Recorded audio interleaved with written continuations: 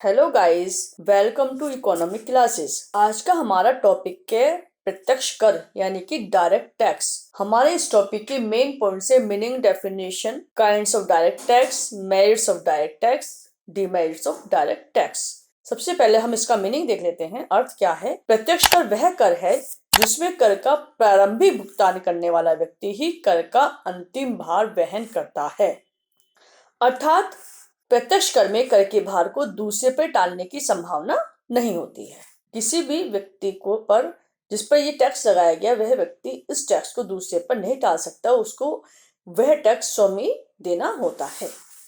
इसकी परिभाषा डेफिनेशन दी गई है। प्रोफेसर वेस्टविल ने डेफिनेशन दी है। प्रत्यक्ष कर वे कर होते हैं जो स्थायी तथा बार बार उत्पन्न होने वाले अवसरों पर लगाए जाते हैं। जैसे कि जो आय होती है वो स्थायी होती है, बार बार आती है, तो उस पर यह कर लगाया जाता है। नेक्स्ट, प्रोफेसर जीएस मिल ने भी डेफिनेशन दी है। प्रत्यक्ष कर वह है जो उसी व्यक्ति से मांगा जाता है जिससे यह आशा और इच्छा की जाती है कि वह उसे अपने पास से देगा। यानी कि आय कर, जिसको आय हो रही वही इस कर को देगा, जिसकी संपत्ति वही इस कर को देगा। अब आता है डायरेक्ट टैक्स के प्रकार, kinds of direct tax. Direct tax के प्रकार है। सबसे पहला है आयकर। यह किसी की आय पर आधारित है। एक श्रमिक के वेतन से एक निश्चित प्रतिशत लिया जाता है जो इस बात पर निर्भर करता है कि उसकी इनकम कितनी है। नेक्स्ट है संपत्ति कर। संपत्ति कर भूमि और भवनों पर लगाया जाता है और सार्वजनिक सेवाओं जैसे पुलिस और अग्निशमन विभाग, स्कूल, पुस्तकालय, साथ ही सड़कों पर बनाए रखने के लिए उपयोग किया जाता है। जो इन चीजों को यूज करता है उन पर यह संपत्ति कर लगाया जाता है।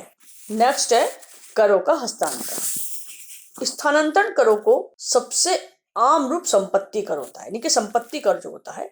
इस तरह के टैक्स को मृत व्यक्ति के संपत्ति के कर योग्य हिस्से पर लगाया जाता है। और उपहार कर भी इसका एक अन्य रूप है, यानी कि जो व्यक्ति अपनी उन चीजों को, संपत्तियों को दूसरे व्यक्ति को ट्रांसफर कर रहे होते हैं उन पर भी टैक्स को ट्रांसफर किया जाता है। पूंजीगत लाभ कर, यह कर तब लगाया जाता है जब कोई अपनी अचल संपत्ति को, अपने व्यवसाय को, जैसे अपनी दुकान है, अपना कोई भी कारखाना है, फैक्ट्री है, कंपनी है, और अपने मकान को या अपने पूरा जायदाद को, इन सब चीजों को बेचता है, तो जो व्यक्ति इन चीजों को खरीदता है उन पर भी यह टैक्स लगाया जाता है। इस टैक्स को पूंजीगत लाभ कर कहा जाता है। मेरिट्स ऑफ डायरेक्ट टैक्स, प्रत्यक्ष करों के गुण। फर्स्ट है समानता। प्रत्यक्ष करों में समानता का गुण पाया जाता है क्योंकि इस प्रकार के कर प्रगतिशील होते हैं, प्रोग्रेसिव टैक्स होते हैं। इन करों का जो भार है उच्च आय वाले धनी व्यक्तियों पर अधिक पड़ता है। इनकी जिनकी आय ज्यादा है उनको टैक्स ज्यादा देना होता है, और इसके विपरीत जो जिनकी आय कम है, जो निम्न आय वाले लोग हैं, उन पर टैक्स का भार कम होता है। इस प्रकार से यह कर समाज में कर के त्याग में समानता लाने में सहयोग करता है। नेक्स्ट है निश्चितता। प्रत्यक्ष कर निश्चित होते हैं क्योंकि इन करों के संबंध में करदाता को निश्चित रूप से पता होता है कि उसे कितना कर किस समय चुकाना है, और इसी प्रकार सरकार को भी यह पता होता है कि उसे कर के रूप में कितनी आय प्राप्त होगी। नेक्स्ट है लोच। एक प्रत्यक्ष कर में लोच होती है, इसलिए आवश्यकता के अनुसार करों की दरें घटाई बढ़ाई जा सकती हैं। जब लोगों की आय बढ़ती है तो आयकर की दर भी बढ़ जा सकती है, और अगर लोगों की आय गिरती है तो आयकर की दर भी कम हो जाती है। जिस हिसाब से लोगों की आय में वृद्धि होती है उसी हिसाब से करों की आय में भी वृद्धि होती है, और जिस हिसाब से लोगों की आय कम होती है तो करों की दर भी कम हो जाती है। नेक्स्ट है मितव्यता।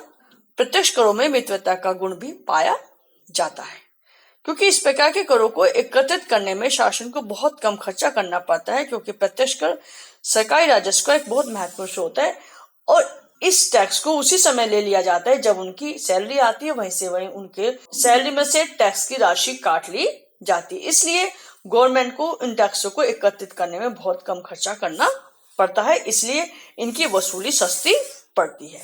नेक्स्ट है सामाजिक जागृति। प्रत्येक नागरिक को कर चुकाने में त्याग करना पड़ता है और यह इसी रूप में महसूस होता है, इसलिए वह इस ओर अधिक जागरूक होता है कि राष्ट्र के निर्माण में सक्रिय सहयोग दे रहा है, और इसके अतिरिक्त इस बात में भी वह काफी रुचि लेता है कि सरकार उनसे जो कर लिया है उसका व्यय किस प्रकार से हो रहा है। कहने का मतलब है कि प्रत्यक्ष कर लोगों की नागरिक भावना को बढ़ाता है। प्रत्येक नागरिक जागरूक हो जाता है, उसको पता होता है कि जो उसने टैक्स गवर्नमेंट को दिया है वो गवर्नमेंट उन पैसे को खर्च करने के लिए कौन सा तरीका अपना रही है और क्या वे खर्चे उत्पादक है या अनुत्पादक है। वो अनुत्पादक व्यय को वे लोग रोकते हैं।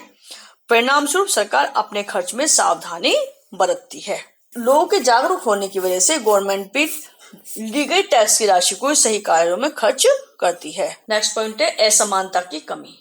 प्रत्यक्ष कर समाज में असमानता को कम कर सकते हैं, क्योंकि इस प्रकार के कर प्रोग्रेसिव टैक्स वाले होते हैं, प्रगतिशील होते हैं। धनी वर्ग से प्राप्त आय को सरकार निर्धन वर्ग के हित में खर्च करके आर्थिक असमानता को कम करती है। इसलिए उच्च आय वालों से अधिक ऊंची दर से कर वसूल किया जाता है और निर्धन वर्ग को इन करों से छूट दी जाती है।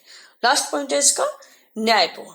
करों का भार विभिन्न लोगों पर न्यायपूर्ण और समान रूप से डाला जाता है, क्योंकि ये कर करदान योग्यता के सिद्धांत पर आधारित होते हैं। प्रत्यक्ष करों का प्रगतिशील में गुण होने के कारण लोगों पर कर का भार योग्यता के अनुसार बांटा जा सकता है। अब हम पढ़ते हैं डिमेरिट्स ऑफ डायरेक्ट टैक्स, प्रत्यक्ष करों के दोष। फर्स्ट पॉइंट है विरोध। प्रत्यक्ष कर बहुत लोकप्रिय नहीं है। करों की थोड़ी सी वृद्धि हो जाने के कारण करदाता को तुरंत महसूस हो जाता है और वह इस कारण इसका विरोध करने लगता है। चोरी। प्रत्यक्ष करों का भुगतान तभी संभव हो सकता है जबकि करदाता ईमानदार हो। झूठी रिटर्न जमा करके कई लोग आयकर से बचने की कोशिश करते हैं और जिससे सरकार को निर्धारित आय प्राप्त नहीं होती है। नेक्स्ट पॉइंट है असुविधाजनक। प्रत्यक्ष करों को चुकाने में बड़ी असुविधा रहती है।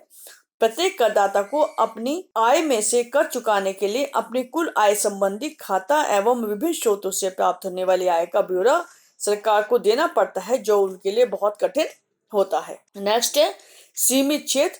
प्रत्यक्ष कर केवल आर्थिक दृष्टि से समृद्ध लोगों पर ही लगाए जाते हैं और समाज में ऐसे व्यक्तियों की संख्या बहुत कम होती है, अतः इनका क्षेत्र बहुत सीमित होता है। नेक्स्ट है काम करने और बचत करने की इच्छा पर प्रतिकूल प्रभाव। प्रत्यक्ष करों की दर आमतौर पर अधिक होती है। कई व्यावसायिक उद्यम इस आधार पर नहीं किए जाते कि उनको अपनी इनकम का एक बड़ा हिस्सा सरकार को करों के रूप में देना होगा, और इस प्रकार प्रत्यक्ष कर प्रोत्साहन को कम करने के लिए कड़ी मेहनत और बचत कम करते हैं। लास्ट पॉइंट है व्यय साध्य।